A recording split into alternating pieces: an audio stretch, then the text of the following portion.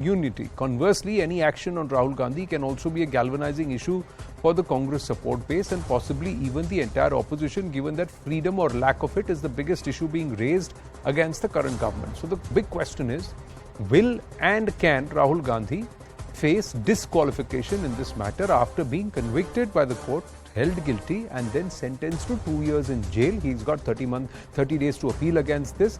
But he has to not only get a stay on the sentence, but also a stay on the verdict. Now, which are the instances for disqualification? First instance, if the offence is listed under Section 8(1) of the Representation of People's Act 1951.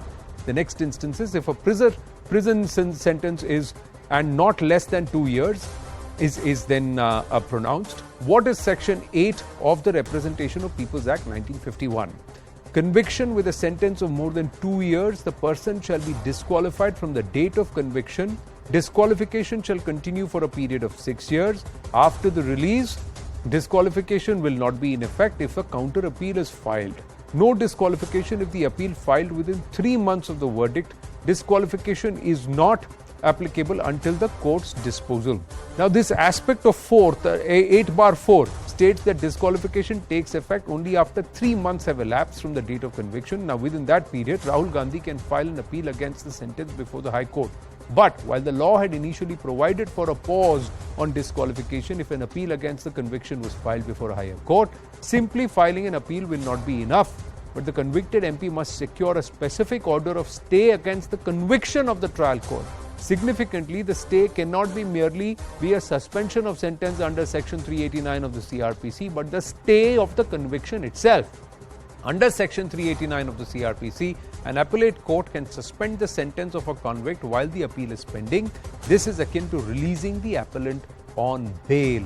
But to avoid disqualification, Rahul Gandhi has to get a stay on the conviction itself. Rahul Gandhi faces immediate disqualification as per the landmark Supreme Court judgment 10th of July 2013. The Supreme Court said that disqualification in the case he or she is convicted of offence loses parliament membership with immediate effect.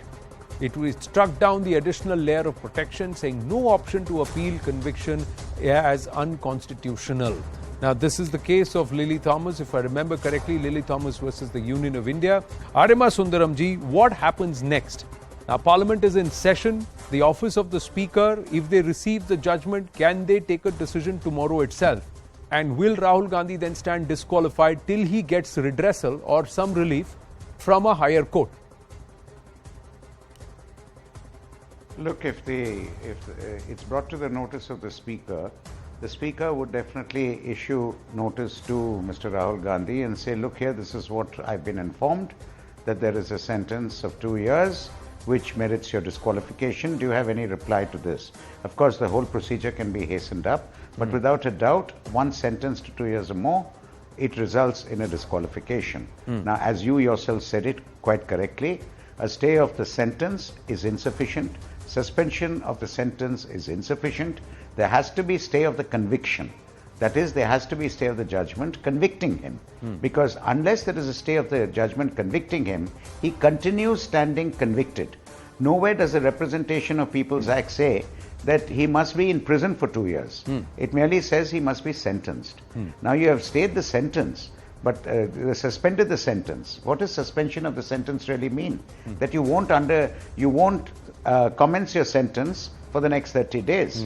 But it does not mean that the underlying judgment has been stayed. Right. And until the underlying judgment is stayed, well, the disqualification will attach itself and all the legal consequences. In fact, you will recall that Navjot Singh Sidhu had moved the Supreme Court for a stay of the judgment on the ground that he had an election coming up. And in the absence of the election, although his sentence had been stayed, he would not, in the absence of a stay of the judgment, he would not be able to contest the elections. And in that case, on the facts of that case, the court decided to stay the judgment. Well, what I do anticipate is Rahul Gandhi, being a politician, leader of the largest opposition political party, would definitely move the High Court and in his appeal would ask for a stay of the judgment. And it's for the court to decide that. But in cases like this, I presume that the balance of convenience would be weighed by the court as to whether he should continue to be liable to be disqualified or being the leader of the largest opposition party, and the sentence not being heinous, and the crime not being heinous, not being one of murder or rape or one of these heinous crimes, being one of defamation, whether it ought not to be staged to enable him to continue his political pursuit. That the High Court will decide. But as you put it quite correctly, as on today, subject to procedure of law being followed and his notice being given to him, etc., he is liable to be disqualified. Is the BJP in the absence of a stay of the is the BJP in government, in Parliament, going to seek disqualification of Rahul Gandhi? Shazia Almi? So, is it going to raise the matter with the Speaker? No, let's see what unfolds tomorrow. I think it's going to be very crucial what happens now and what is the take of the Speaker. But I want to ask a very basic question. Let the technical legal eagles be, whatever they might be. I just want to ask you this, that, will Rahul Gandhi ever learn to speak, not just with political correctness, but with some propriety, with some responsibility? Can we ever hold him responsible to what he says towards people, towards not just the leader of his opposition, so to speak, but about a community, about a people? I think there is also got to be a limit. And also keeping in mind the number of times he has done this, he doesn't seem to learn. I think he should bow out himself and for once take responsibility. And that would show some sign of maturity to acknowledge that he is not mature enough for public discourse, but and to carry on the way he is. Because, we can keep discussing the legal points. No, but Shahzia ji, the story, the legal and not the conviction.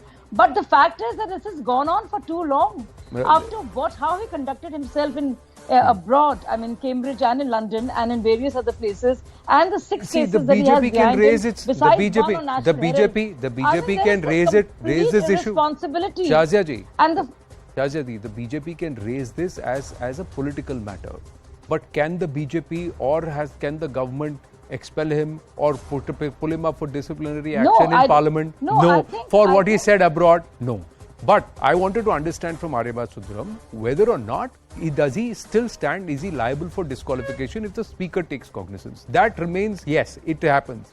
But politically, George Kurian, has the Congress now decided this is a classic situation and a situation of advantage for the Congress party where you see heads I win, tails you lose? That means if you get relief from the courts, then you win. Fantastic. Rahul Gandhi continues to stay MP in Parliament, but he still continues to hog the headlines. If he gets disqualified from Parliament, then you go back to the people and to the streets. See what this government has done for me. It's not about the courts anymore. Then it's about Modi and the BJP. They not only did not let me speak in Parliament, they have thrown me out of Parliament.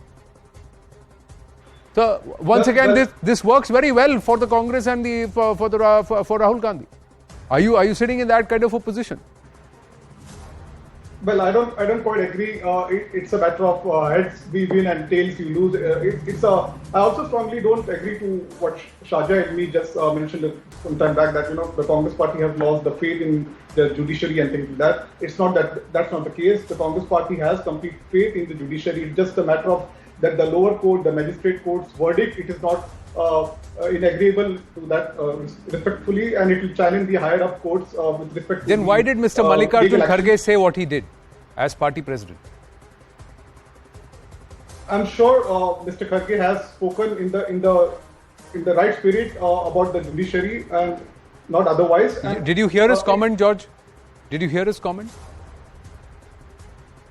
No, I'm not quite sure about. He said, I'll check with my team if they can pull out Mr. Mallikarjun Kharge's soundbite and we play it out so that you can hear exactly, and Mr. Aryabhat Sundaram can also hear, Shazia Almi can hear, our viewers can hear the first reaction after the court pronounced Mr. Rahul Gandhi guilty. Mr. Mallikarjun Kharge had something to say. We'll play out what he said and then I'll come back to you on that matter. But going forward, yes, please make your complete your point. So George, that's what I was trying to put forward to your audience. So it's just a matter of time, the Congress party, and it's also about the timing of the verdict that has come. We all understand that the Parliament is not functioning; it's adjournment in a row, and it is important for the court, the Parliament to function, and the ruling dispensation it's their responsibility and duty to to ensure the smooth functioning of the parliament. At the same time, the Congress party is confident that this verdict will be challenged and they will be able to squash the verdict. And it's not a very serious issue that the Congress party is looking at it because it is confident, because it has capable lawyers who have the expertise and the required knowledge to tackle such a situation, because it has dealt with it's a seasoned party and it's a So that's not a problem for Congress party, and it's not a matter of big concern for the Congress party. But don't you find it a problem, Mr. Kurian, if somebody were to say all Koreans or all Ilmis are thieves?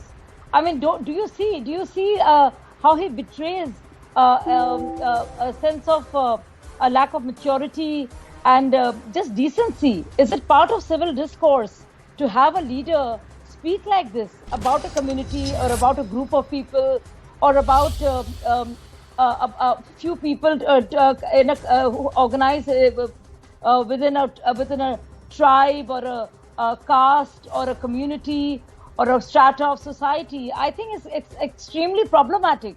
Why would you suffer that? As I said earlier, that the Congress party and Rahul Gandhi himself has agreed upon, and his intent was not to defame any specific remark to any specific surname. So he has made it very categorically, has made it very clear. So let's be rest assured that his intent is in the national interest and public interest, and with respect to national security and the issues that the nation is going through post 2014, be it unemployment, be it the rising inflation, the social polarization, and things like that. So it is nothing about any specific surname or he intends to defame anybody.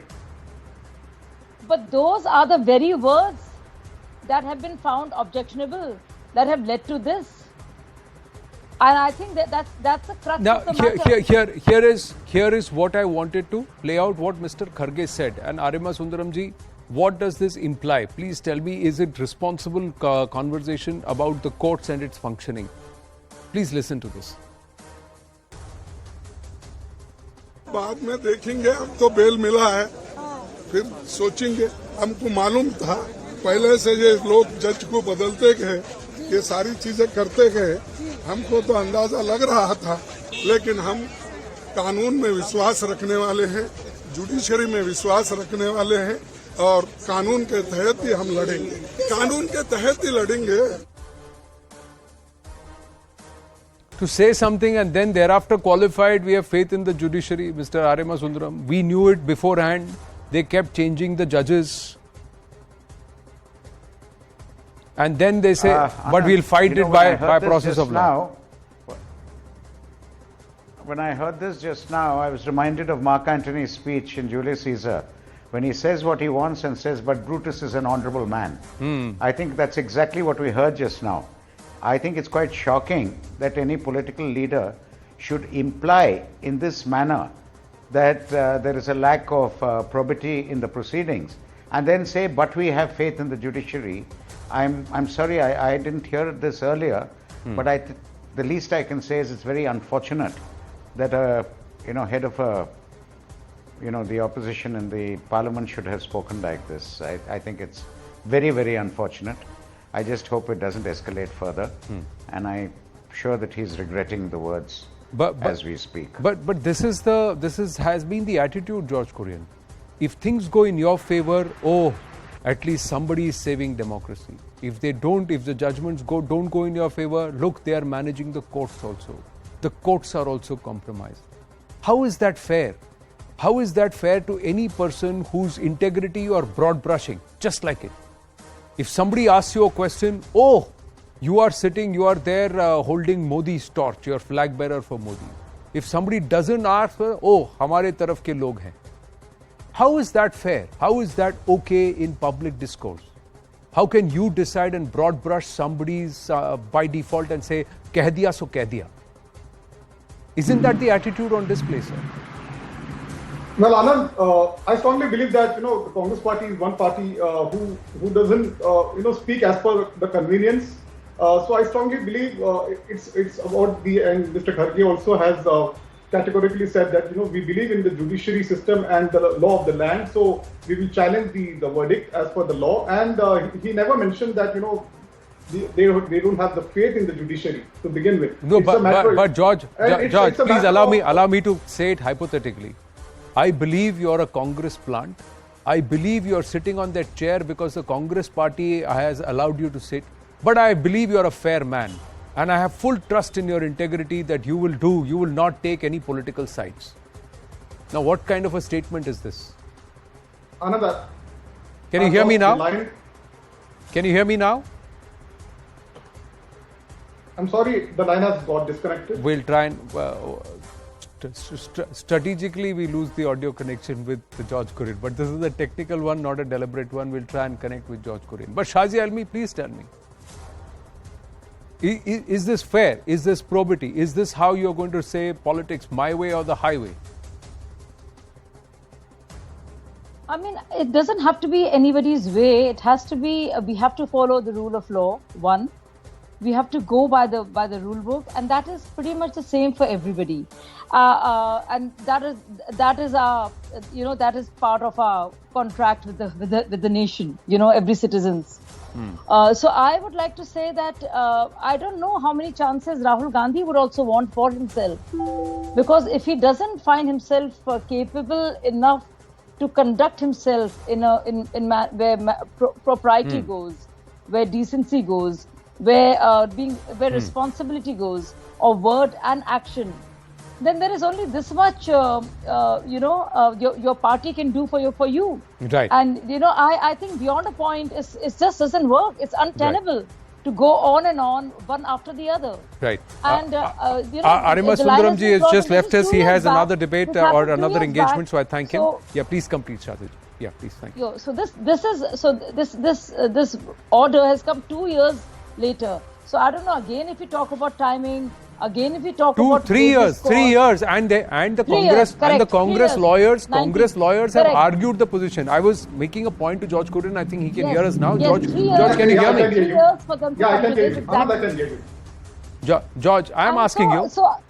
If I were to say, George, I have immense respect for you. You are sitting there because you are a Congress plant. At the blessings of the Congress party, you are going to be there. You have got this position because of your influence or your favors that the Congress party has given to you. But I know you are an honest man and you are not going to take sides with any political party. Will you appreciate this statement, sir? I have qualified that you are fair. I have qualified that your integrity, I believe you have integrity, and I qualified despite saying that you are a plant of a particular political party. Now, isn't that exactly the tone and tenor and the manner in which Mr. Kharge has also spoken? Would you appreciate if somebody spoke to you about you like this? Well, as I said, Mr. Mallikarjun Kharge ji has spoken in the national interest, and he strongly believes, and the Congress party believes, in the judiciary of India and the law of the land. There is no two ways about it. It will stand by every verdict that comes, whether it's in favor or whether it's not in favor. So it has all the right to challenge for every verdict in the court of law and higher up. So that's the case, and I strongly believe it's in the national interest that the Congress party is voicing out. So that's about it. Yeah. I mean, no disrespect to you, George, and I have immense respect. I just quoted it as a hypothetical situation that if somebody were to say this to you, would you like it? Would you treat it as a fair statement or not? So please take it in that spirit.